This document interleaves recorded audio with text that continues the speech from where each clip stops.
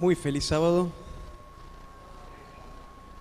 ¿Cómo están? Los veo un poquito tímidos hoy, pero a pesar de que muchos estamos con dificultades en la voz, tenemos la oportunidad de poder compartir en esta mañana un poco de la palabra.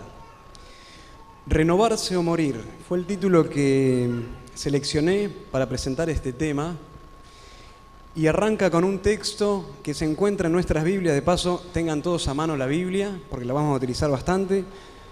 No vamos a tener una referencia solo, sino que vamos a ir atrás y adelante, antiguo y nuevo. Ahí estamos. Primera de Samuel, capítulo 10, verso 6. Primera de Samuel, capítulo 10, versículo 6. ¿Qué significa esto de renovarse o morir? Aquí, esta palabra que vamos a leer a continuación fue dirigida hacia un rey, el rey Saúl, cuando todavía ni siquiera ocupaba ese cargo. Era solo un joven que había sido seleccionado de entre muchos, pero que resaltaba físicamente y parecía tener un aspecto de un gran líder. Pero lo que quiero hacer punto o hincapié es en el mensaje que le da Dios. Y dice lo siguiente, 1 Samuel 10:6. Entonces el Espíritu de Jehová vendrá sobre ti con poder y profetizarás con ellos. Estaba anunciando una situación específica que iba a vivir Saúl en algún momento determinado. Y ahora viene lo interesante. Y serás mudado en otro hombre. Y yo me quedé bastante intrigado con esto. En esta versión dice mudado en otro hombre. ¿Qué significa ser mudado en otro hombre? Y de eso es más o menos de lo que vamos a desarrollar durante esta mañana. Transformación, renovación o mudarse en otro hombre. ¿Qué es una transformación? Busqué en la concordancia la palabra original en griego, metamorfó. ¿Qué significa? Relacionada con metamorfosis, ¿no? Es un proceso por el cual se logra cambiar algo que en un inicio era de una forma y pasa a ser de otra. Fue alterado, diferente. Y en el hebreo la palabra es jafak. Y dice lo siguiente: yendo en una dirección es volverse de ella o sobre, cambiar, dar la espalda, voltear, trastornar. Una de las acepciones a esta palabra original en hebreo. Y esta transformación, ¿cuándo sucede? ¿Viene de parte de Dios? ¿No viene de parte de Dios? ¿Él es el que la origina? ¿Existe responsabilidad humana en esta transformación, en este proceso? Vamos a ir a Filipenses. Vamos a ver cómo desarrolla la Biblia este estudio. Filipenses capítulo 1, verso 5.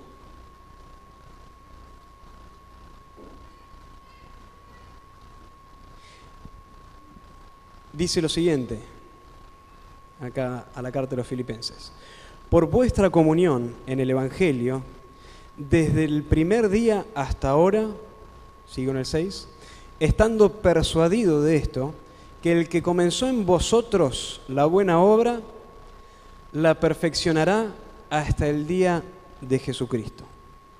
No solamente hablamos entonces de una transformación, de un giro, de una dirección que perseguíamos y de repente damos una vuelta, retrocedemos, sino que habla de alguien que la perfeccionará hasta el día de Jesucristo. O sea, habla de otro ser que intercede o interviene en ese proceso de la transformación. Y yo me preguntaba, entonces no somos modelos terminados. Esta transformación es un proceso y no tiene un inicio, o tiene un inicio y un final. Y podríamos decir que lo separé en 3 etapas. La primera es la titulada momento de la conversión, de las 3. Y el momento de la conversión, uno de los ejemplos que más podríamos destacar es el de Pablo, llamado inicialmente, o que su nombre primero fue Saulo. ¿Recuerdan la transformación?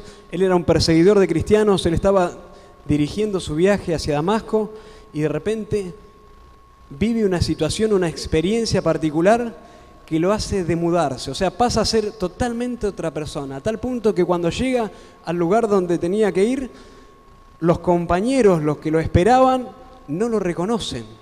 Independientemente de que estuvo ciego y vivió una experiencia, se había mudado, había vivido una experiencia con la gloria de Dios que lo había transformado, cumpliéndose un poco lo que dice Samuel, diciendo en el versículo que leímos al principio, serás mudado en otro hombre. Pero este proceso de transformación, en estas etapas, podríamos destacar que esta es la inicial. Así como Saulo se demudó y ahora es Pablo, o fue Pablo, era perseguidor y ahora pasó a ser seguidor, no solamente seguidor, sino que arrastraba a todos los que le predicaba. Así también pasa con nosotros. Nosotros vivimos en un proceso de transformación que tiene un inicio, que tiene un comienzo y es individual, es subjetivo. O sea, cada uno sabe ese momento particular en que nosotros veníamos con una tendencia y algo nos llama la atención. Alguien nos llama la atención.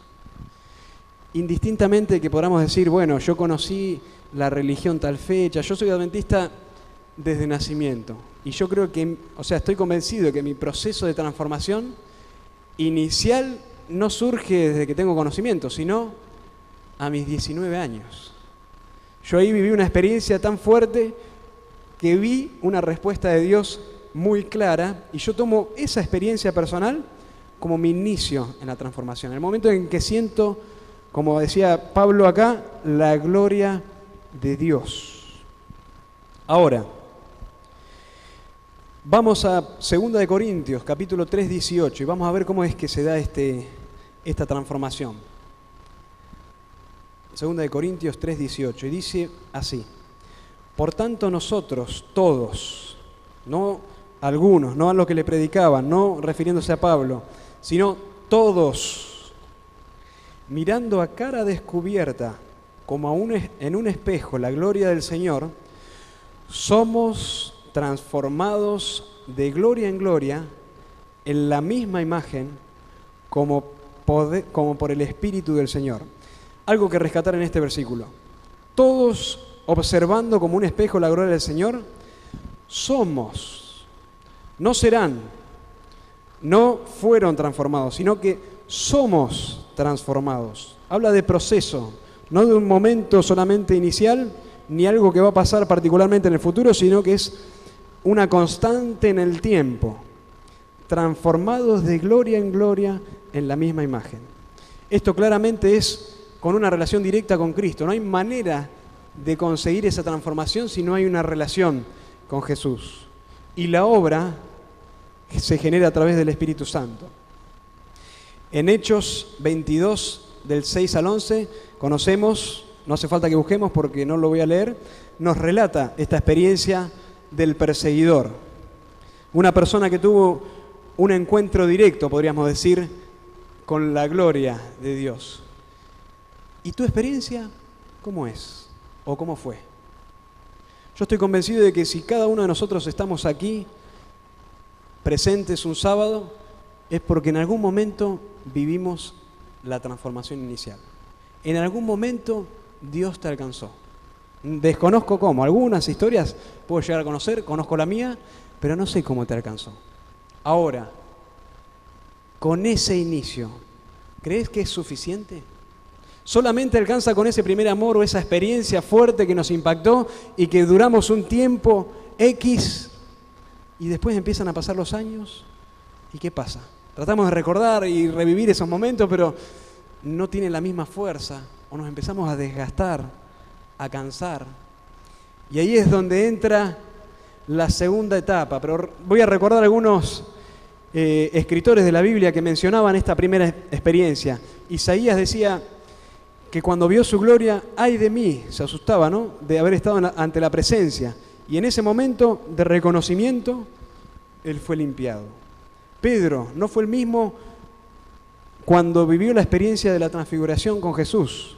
Esteban, uno de los diáconos, lleno del Espíritu Santo, viviendo en su, podríamos decir, situación más conflictiva, angustiosa, cuando lo estaban apedreando, comenta la Biblia y el Espíritu Profecía que mira hacia los cielos y ve la gloria de Dios y muere glorificándolo. Esta es, podríamos decir, la primera fase de la transformación, pero claramente no puede ser el todo. No alcanza, no es suficiente. En la historia de la Iglesia, el cristianismo ha venido, el cristiano ha venido al Señor a través del Espíritu Santo en diferentes personas, asesinos, violadores, mentirosos, enfermos, y en un momento conocen su gloria, y desde que ese momento llega a la vida de cada uno, se produce esa transformación. Pero esa transformación debe continuar, y podríamos decir que en este momento pasamos a la segunda etapa, y que en esa segunda etapa nos encontramos la gran mayoría. Salvo que sea la primera vez que estés pisando aquí la iglesia, que te hayan invitado y estés escuchando la palabra de Dios por primera vez, salvo algunas excepciones, la gran mayoría nos encontramos en la segunda instancia. ¿Y de qué trata? La transformación que viene como parte de un proceso de la revelación de la palabra de Dios. Y como versículo clave que da fundamento, vamos rápido a Romanos. Romanos capítulo 12. Romanos 12, versículo 2, que este es uno de los versículos, como decía en el primer turno, que no podemos darnos el lujo de no tenerlos marcado. Hay que tenerlo subrayado, resaltado, hecho un asterisco, porque es uno de los versículos clave, llave, que se acerca claramente a nuestros días. Sin embargo, Pablo acá le escribía a los romanos. Les decía lo siguiente: no os conforméis a este siglo. No se conformen a esta vida. No se conformen a estos hábitos, a esta secuencia de actos que están llevando casi rutinariamente. Sino que, ¿qué? Transformaos por medio de la renovación de vuestro entendimiento, para que comprobéis cuál sea la buena voluntad de Dios, agradable y perfecta. Podríamos desarrollar mucho con respecto a este versículo, pero me voy a limitar solamente a algunas partes. Primero y principal, habla de algo contrario al conformismo. No te podés quedar estancado, no podés estar conforme a lo que estás viviendo. Junto con eso, te avisa y te dice que es necesario que vivas esa transformación. O sea, transformate, pero ¿por medio de qué? Y ahí viene la clave. Por medio de la renovación de tu entendimiento. O sea, por medio de la razón es que necesitas esa modificación, esa renovación o esa transformación. Para que cuando entiendas, recién ahí te vas a dar cuenta de cuál es la buena voluntad de Dios, agradable y perfecta. Renovación de vuestro entendimiento. Esto podríamos llamarlo como el ajuste de nuestros conceptos morales, de nuestros hábitos, de nuestros pensamientos. Lo que veníamos haciendo hasta hoy, que recibimos este llamado, esta advertencia para ser transformados, ahora se demuda, ahora deja de ser y pasa a ser otros los hábitos, pasan a ser otras nuestras motivaciones. Muchas personas se han quedado solamente en la primera instancia, en el medio de transformar, por no buscar la forma de modificar el pensamiento a través de la razón. Y hay solamente un canal para el próximo nivel de la transformación. Y esto no depende ni de un pastor, ni de la iglesia, ni de Dios, sino que es propio, es de uno mismo. Vamos a Efesios 4:22, a ver cómo nos explica un poco esto. Y desarrolla un poco más Romanos 12:2. Efesios 4:22 al 24.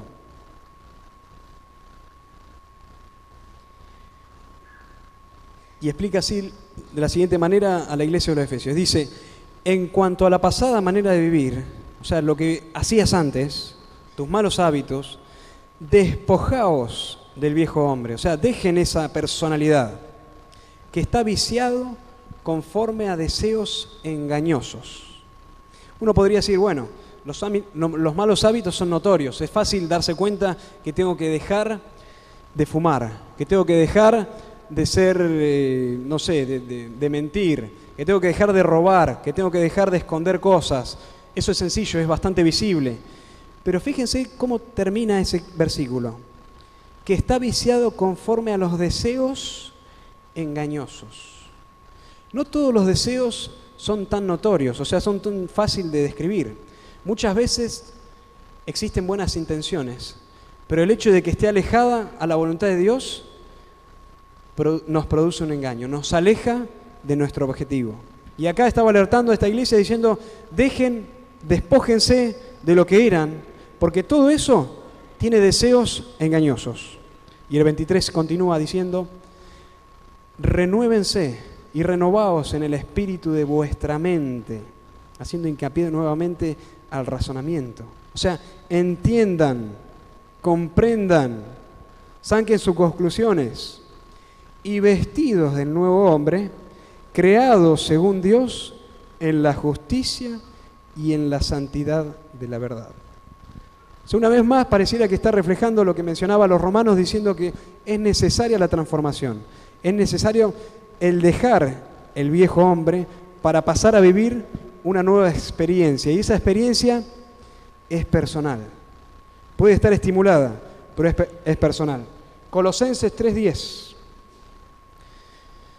nos continúa dando un poco más de luz con respecto a este asunto, y dice, y revestidos del nuevo, el cual conforme a la imagen del que los creó, se va renovando hasta el conocimiento pleno. Solamente me quedo ahí. O sea, comprendiendo que es necesaria la renovación, dice, el cual es conforme a la imagen del que los creó, Dios, se va renovando, proceso en el tiempo, hasta el conocimiento pleno. ¿Y cuál será ese conocimiento pleno? ¿Cuándo me doy cuenta yo que estoy llegando a una instancia final? O que terminó ese proceso de cambio y que estoy listo. Porque dice, 1 Corintios 2:16, ¿quién conoce o conoció la mente del Señor? ¿Quién la instruirá? Pero más nosotros tenemos la mente de Cristo. Es como una conjunción, voy salteando las diferentes cartas que va realizando las diferentes iglesias, y en esta particularmente dice, no hay manera de conocer la mente del Señor, porque ¿quién la va a dirigir? ¿Quién la va a instruir? Parece una expresión de David, pero dice, más nosotros tenemos la mente de Cristo. Y si tenemos la mente de Cristo, entonces debemos andar como Cristo anduvo, debemos pensar como Cristo pensó, debemos vivir como Cristo vivió. Y esa transformación, que recuerden que el versículo llave es Romanos 12:2, va relacionada o atada a un para qué. No solamente no estés cómodo con lo que estás viviendo ahora, transformado por medio del entendimiento, sino que el para qué dice para que compruebes cuál es la buena, agradable y perfecta voluntad de Dios. ¿Cómo hacemos para darnos cuenta cuál es la voluntad de Dios? ¿Cuál es la herramienta clave que nos acerca, que nos da entendimiento para comprender cuál es la voluntad de Dios? Creo que la respuesta casi sale por naturaleza, o sea, es la Biblia. La palabra de Dios es el método o el medio central que Dios elige para comunicar su voluntad. Inevitablemente llegamos a una reflexión. ¿Cómo estamos con el estudio de la palabra? ¿Pasó a ser algo quizás aburrido? ¿Algo que me cuesta? ¿Algo que no sé dónde ubicarlo en el día? Que digo, bueno, voy a separar a la mañana temprano un espacio para cuando me levanto, antes de desayunar o desayunando, leo un poco. A la noche, quizás después de un día muy pesado de trabajo, de actividad, de estudio, de quehaceres, intento abrir la Biblia y justo estoy cerca de la cama y me gana la cama. ¿Cómo lo analizamos? ¿Cómo lo pensamos? Y de esta experiencia estoy hablando por mí mismo. ¿Será que tenemos una relación directa con la palabra de Dios? O sea, estamos palpando la voluntad de Dios a través de la lectura? ¿Qué nos dice la Biblia? La Biblia nos enseña a ser buenos hijos. La Biblia nos enseña a ser buen padre. La Biblia te enseña a ser un buen estudiante. La Biblia te enseña a manejar bien tus finanzas. La Biblia te enseña a manejar una empresa. La Biblia te enseña a que debes ser higiénico y usar perfumes. La Biblia te enseña todo, absolutamente todo. Muchas veces nos quedamos con esto de historias anticuadas, viejas en el tiempo, pero la Biblia es más práctica de lo que nosotros creemos. Si vencemos ese miedo o ese freno que inconscientemente nos implanta el enemigo para alejarnos de la palabra de Dios, nos vamos a dar cuenta que es mucho más útil a nosotros hoy de lo que pudo haber sido en el pasado. Y así como es útil y necesaria, así como nosotros comprendemos que esto es así, también lo sabe el enemigo. Y te va a ocupar el día completo en actividades, en quehaceres, en que tengas la mente en muchas cosas, para que cuando llegue el momento, en la mañana, te mueras de sueño. Para que llegue la noche, estés tan abrumado por las situaciones del día, que no tengas el espíritu para estudiar la Biblia. La Biblia, clave. No sé cuántos tuvieron la oportunidad de participar el sábado pasado de lo que fue la Santa Cena. Ahí en uno de los momentos de la meditación, el pastor leyó un texto de la hermana Elena Guay, diciendo o haciendo hincapié a la necesidad del estudio de la Biblia. Esto se puede encontrar, podemos revisar en internet, en YouTube, en los sermones del sábado pasado, porque él lo leyó literalmente, y a mí me quedó eso. Más allá de la ceremonia, que fue muy linda, me impactó la necesidad de la relación que tenemos que tener con la palabra de Dios. La Biblia nos enseña todo. Y esa transformación aumenta de acuerdo a nuestro compromiso con la palabra de Dios. No podemos pretender una transformación total si no hay una relación directa y constante con la palabra de Dios. Si yo leo una vez y esporádicamente la Biblia, créanme que la transformación va a ser mínima. Si yo creo que puedo por mis propios medios y no recurro a la palabra de Dios, por más que luche y ponga todo mi esfuerzo, voy a seguir siendo yo, Cristian, con malos hábitos, con malas tendencias, con malas inclinaciones. El que te transforma es la Biblia. ¿A través de qué? Del razonamiento, del entendimiento, de la comprensión de lo que es la voluntad de Dios, como leímos en Romanos. Ahora, esa transformación nos conduce inevitablemente a vivir una vida de santidad. Como dice Juan 17:17, santifícalos en tu verdad. Famoso versículo. ¿Cómo sigue? Tu palabra es la verdad. Si yo comprendo que la palabra es la verdad y la verdad es la que produce la santificación, la relación es fácil. La persona con la Biblia, con la lectura, con la comunión a través de la palabra todos los días. Y en Hebreos 12:14 dice, seguid la paz con todos y la santidad, que la santidad se logra a través de la palabra. Y viene la parte más interesante, sin la cual nadie verá al Señor. ¿Van siguiendo el lineamiento? Necesitamos indiscutiblemente tener una relación directa con la Biblia, porque la Biblia es la que va a producir la santidad en nosotros, y sin este requisito de santidad, dice Hebreos 12:14, sin la cual nadie verá al Señor.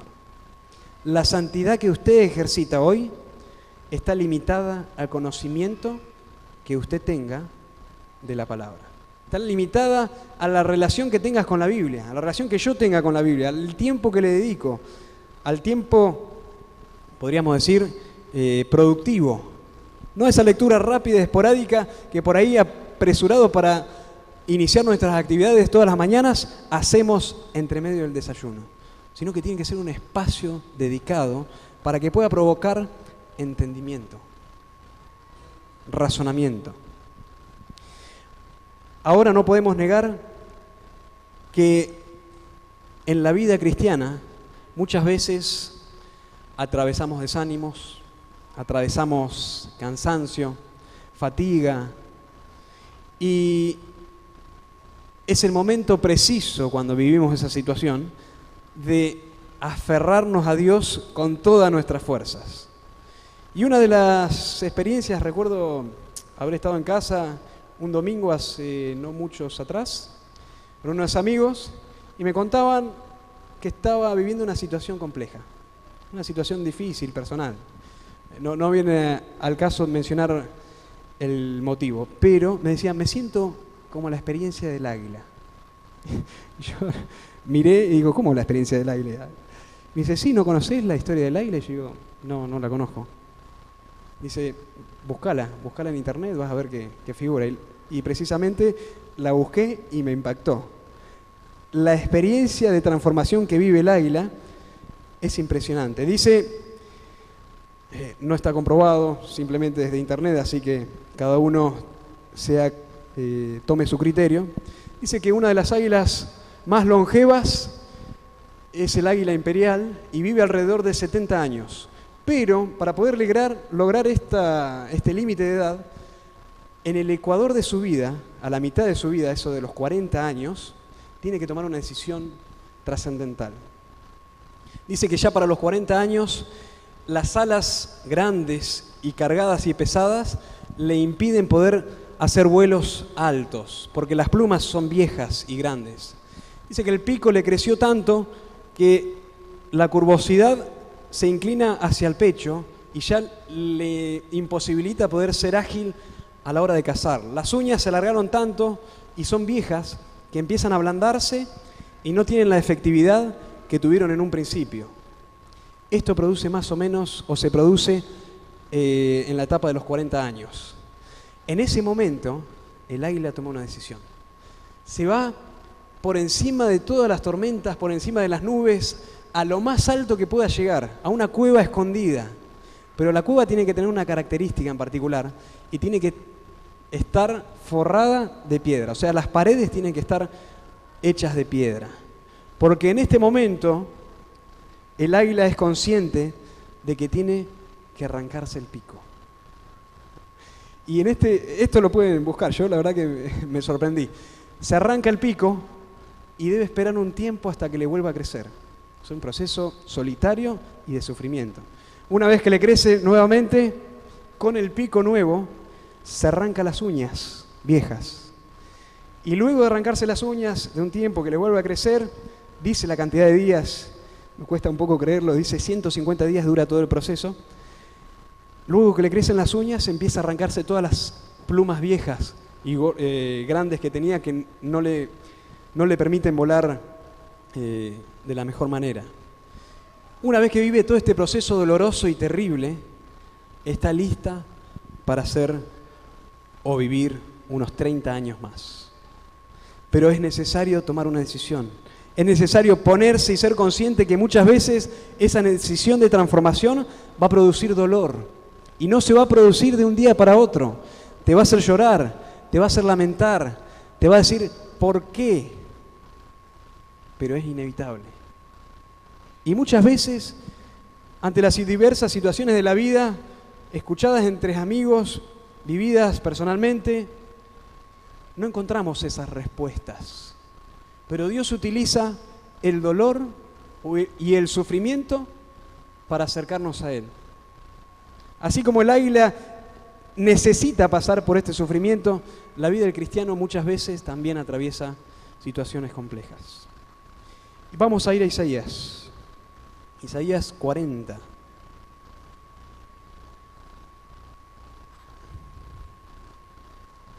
Versículo 29 al 31.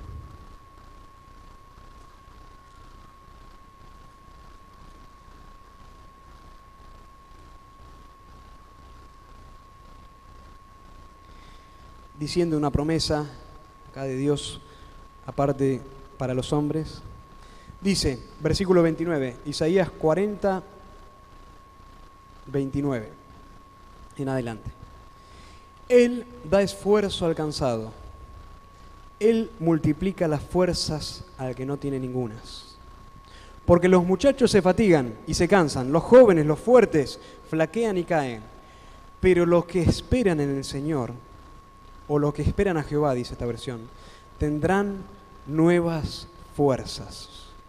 Levantarán alas como las águilas, correrán y no se cansarán, caminarán y no se fatigarán. Tuve la oportunidad, el privilegio, podríamos decir, de acompañar en lo poco y nada a una familia que ha estado viviendo situaciones muy complejas. No quisiera mencionar demasiados detalles, pero me impactó mucho. Esto sucedió en estas últimas 2 semanas. Me fueron a visitar, me contaron la situación en la que estaban viviendo y era increíble. Increíble al punto de decir, ¿qué le podés decir a esta familia? ¿Qué le podés decir a esta madre desamparada, a este padre que no saben para qué lado disparar? Y el viernes, yo estaba cursando a la mañana, me llega un mensaje de ella muy impactante.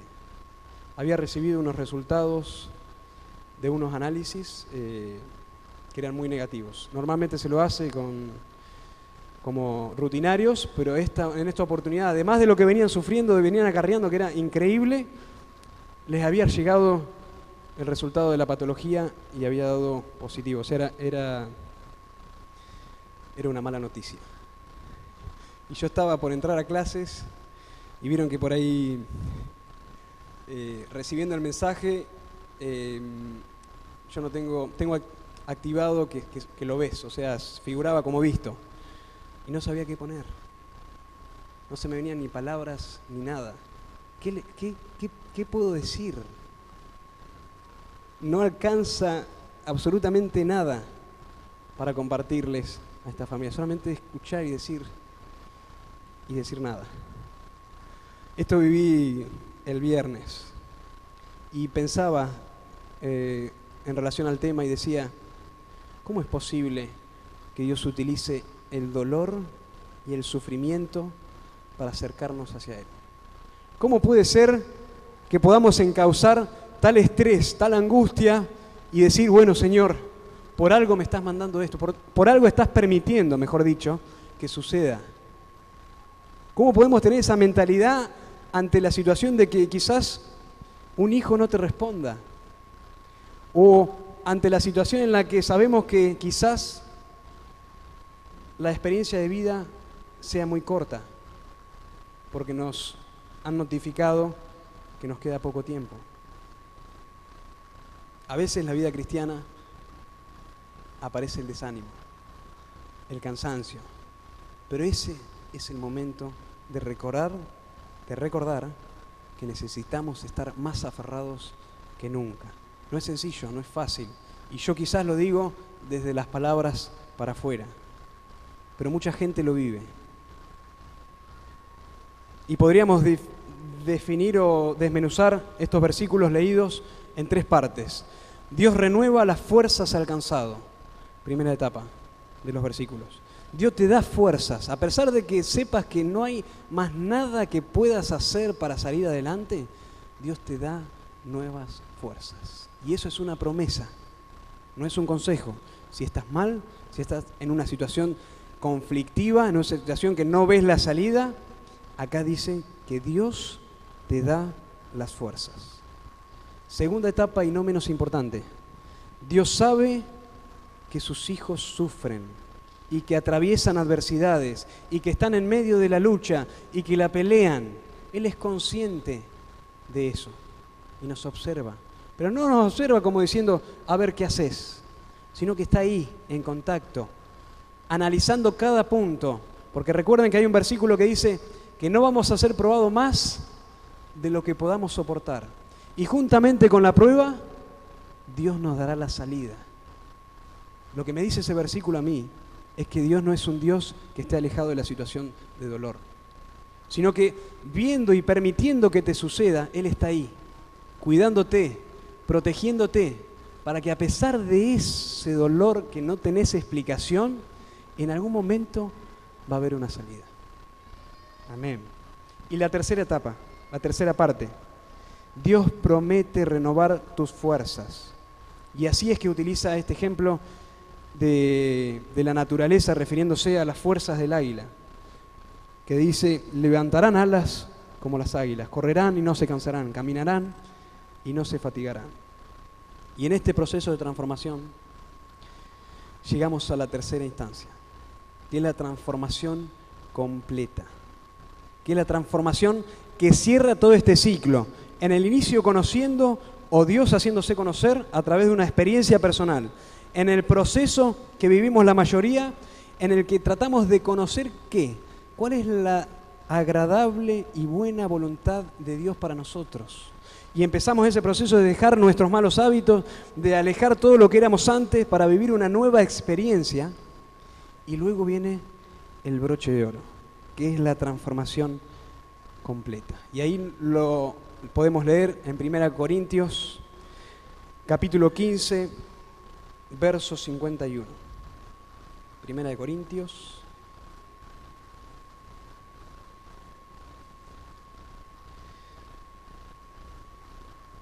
capítulo 15, versos 51. Dice lo siguiente: He aquí, os digo un misterio. Acá hablando de Pablo a los Corintios. No todos dormiremos, haciendo referencia a la muerte. No todos dormiremos, pero sí todos seremos transformados. Versículo 52. En un momento, en un abrir y cerrar de ojos, al final trompeta, porque se tocará la trompeta y los muertos serán resucitados incorruptibles y nosotros seremos transformados. Amén. Amén. O sea, no solamente Dios nos llama en un inicio, Dios nos acompaña en el proceso de dolor, de sufrimiento, para que saquemos todo eso que es viejo, que no sirve, y nos transformemos en nueva criatura, sino que al final, dice, seremos transformados de forma completa, eliminando este cuerpo que tiene malas inclinaciones, que tiene malas tendencias, que tiene malos pensamientos, que arrastra pecado en su esencia, en su mismo nacimiento. Como broche o cierre, esa transformación, Dios te dice, eso también será eliminado. Ese cuerpo que tenemos en un abrir y cerrar de ojo, al final trompeta, será transformado.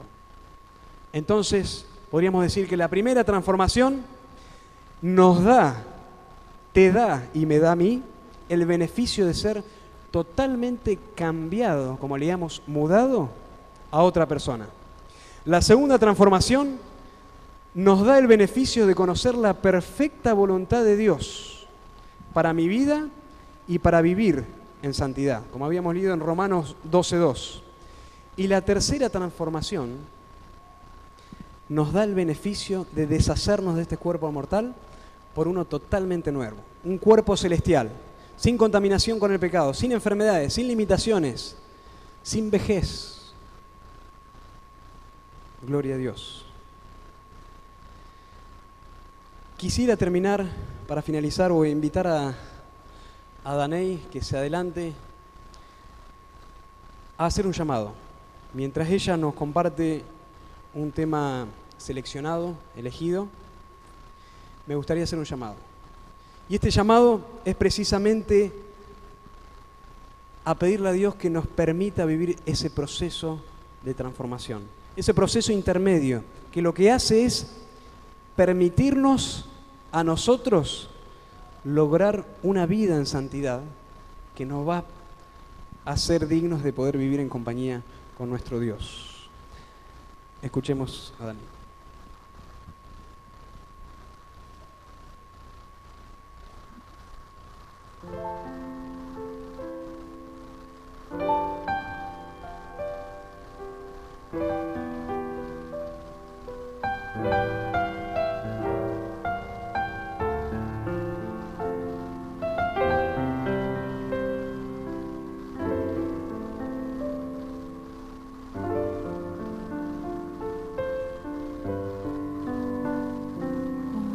Cuando Jesús te llama y tú no estás, ¿dónde te encontrarás?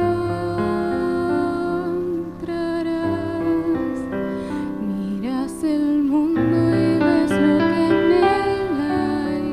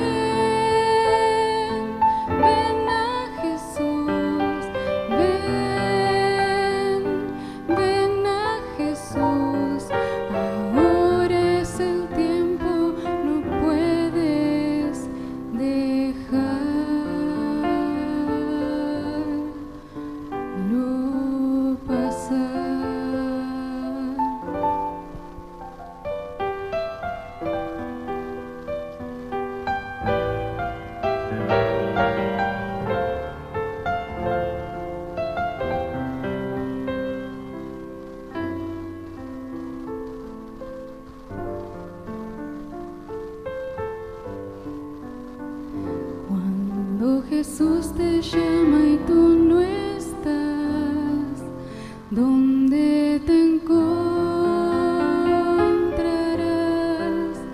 Miras el mundo y ves lo que en él hay, te sientes triste y en soledad.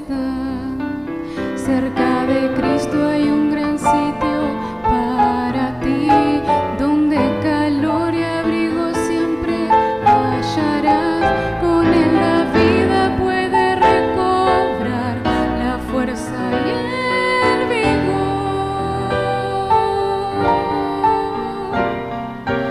Ven a Jesús, ven a Jesús. Ahora es el tiempo, no puedes dejarlo pasar.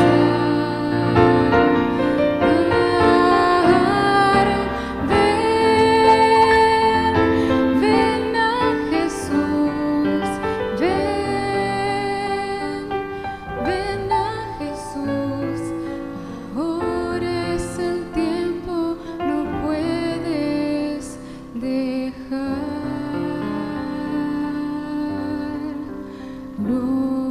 pasar.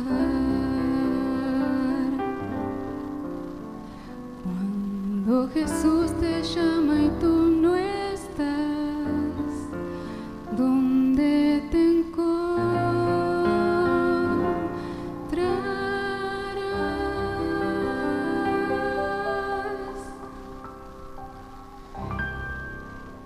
Que nada ni nadie detenga el proceso de transformación en tu vida. Permite que Dios, por medio de su gloria, su palabra, hoy pueda transformar tu vida, para que salgas de este lugar diferente, preparado para recibir la última transformación cuando Él regrese. Quizás no pasaste aquí adelante, pero sentís que necesitas esa transformación. Escuchás al Espíritu Santo que te está moviendo por dentro y sabes que necesitas renovar tus alas para volar nuevamente. Te invito a ponerte de pie. Así juntos tenemos una oración.